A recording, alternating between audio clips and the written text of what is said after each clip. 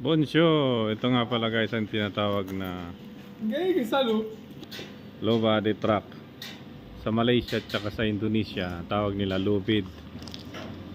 Low bed, as in low bed. Ito yung ginagamit na sinasakyan, binababa lang ito, isasakay dyan yung mga heavy equipment. Iba, bulldozer, loader,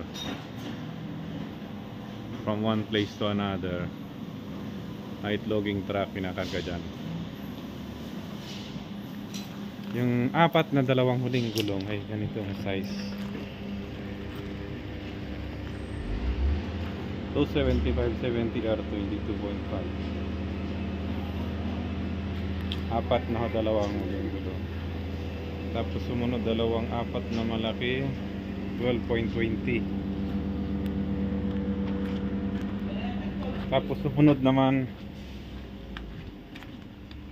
sa gitna 8 gulong, tapos dalawa sa harap. Kaya sa madaling salita,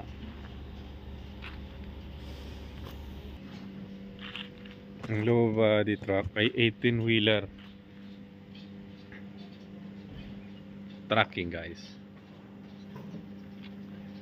Iba ito sa low body truck na kinakarga ng papan. Papan ang tawag nila sa lumber. Pero kung gusto nila, pwede rin naman ito yung modify. Lalagyan lang ng guard sa 2, 3, 4 na guide. Pwede rin ito maghila ng lumber.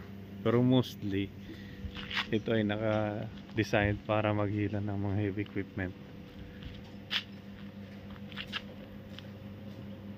Agaya ng sinabi ko, bulldozer at saka wheel loader.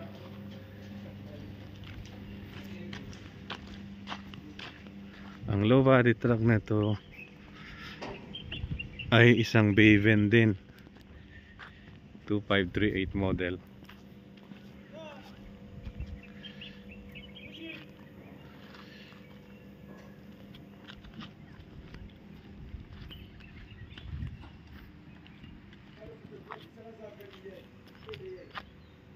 Ito muna guys.